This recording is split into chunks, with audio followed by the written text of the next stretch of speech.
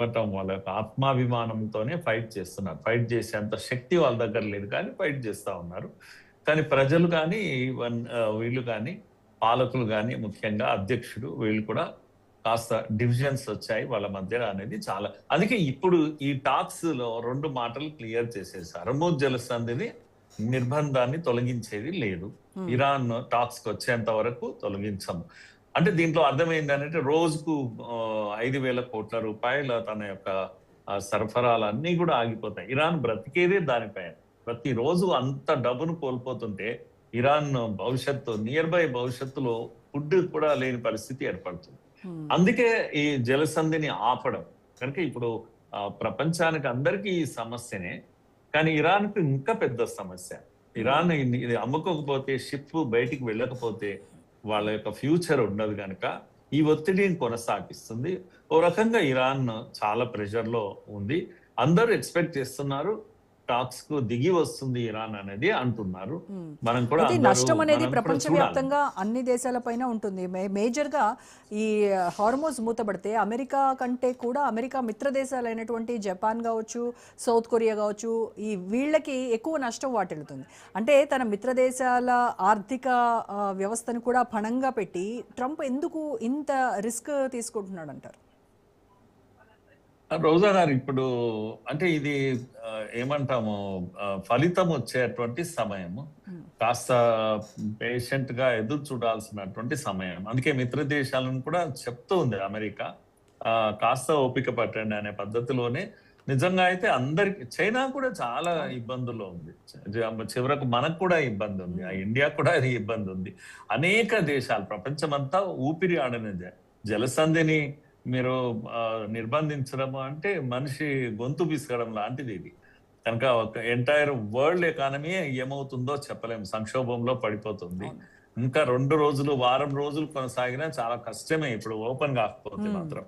అందుకే తన మిత్ర దేశాలు, శత్రు దేశాలు అనేది కూడా అమెరికా చూడడం లేదు. ఆల్మోస్ట్ బ్రేక్ అయ్యేటువంటి సమయం ఇది ఇరాన్ యొక్క పరిస్థితి. ఆ ఎక్స్పెక్టేషన్ తో ఉంది.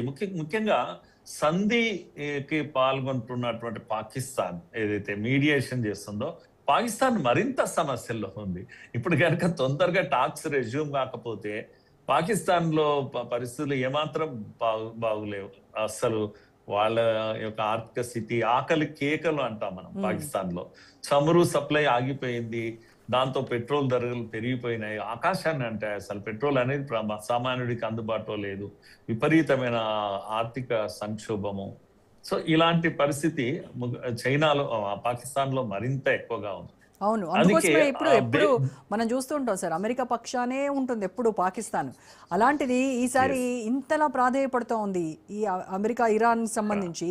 అంటే దీని వెనక కేవలం ఒక పెట్రోల్ ధరలు పెరుగుతాయి అనే కాకుండా, ఇటు ఇరాన్ అమెరికా యుద్ధం మొదలైతే అటు ఇరాన్, ఇటు బలూచిస్తాన్, వీళ్ళిద్దరి మధ్య నలిగిపోయేటువంటి ప్రమాదం ఉంటుంది పాకిస్తాన్కి.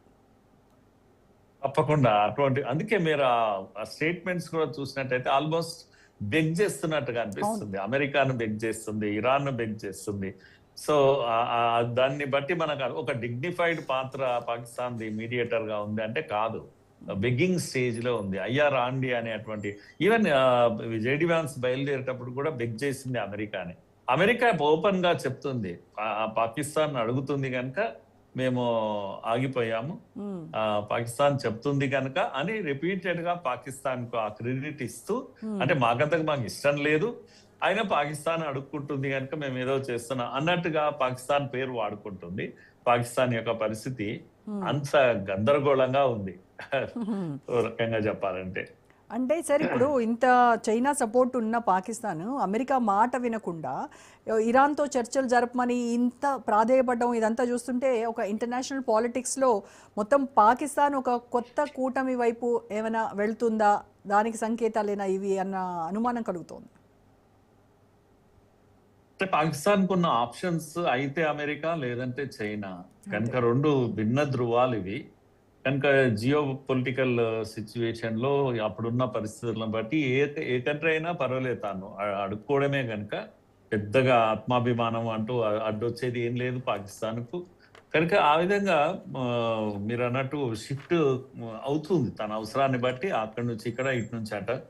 అందుకే చైనా కూడా ఇంత ఇది ఉన్నా కూడా తన అవసరాలు కూడా ఉన్నాయి. తన ఎకానమీ చాలా విషయాలు, పాకిస్తాన్ లో ఇన్వెస్ట్మెంట్స్ ఉన్నాయి తనకు. కనుక చైనా కూడా దగ్గరికి తీస్తుంది. ఆ విధంగా వెసులుబాటు అంటాం, పాకిస్తాన్ కున్న వెసులుబాటు అది. కనుక అది ఎప్పుడు వాడుతూనే ఉంటుంది. కాకపోతే మనము అదొక పెద్ద నమ్మకమైనటువంటి ఇదేం కాదు అమెరికాకు. పాకిస్తాన్ వల్ల ఏదో ఒరుగుతుంది అనేటువంటి అంత ఇది ఏమీ లేదు అమెరికాకు. ఆ ఫ్యూచర్ కూడా ఏం చూడడం లేదు. ఇప్పటికిప్పుడు తాత్కాలికంగా ప్లాట్ఫామ్ ను వాడుకుంటుంది అంతే అమెరికా. ఇరాన్ కూడా అంతే. ఇరాన్ కూడా విశ్వాసం లేదు, ఏ ఒక్కరికి విశ్వాసం లేదు పాకిస్తాన్ పైన.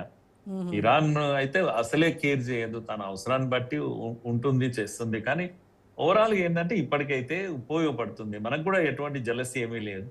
పాకిస్తాన్ ఉపయోగపడితే, చర్చలు జరిగితే, యుద్ధం ఆగిపోతే, హర్ముజ్ జలసంధి ఓపెన్ అవుతే అందరం అదే కోరుకుంటున్నాం. ఓపెన్ అయితే చాలు, ప్లాట్ఫామ్ ఏదైతే ఏమి అనేటువంటి ఒక పరిస్థితి మనందరికి కూడా ఉంది. ఇప్పుడు ఇండియా కూడా అలాగే ఉంది.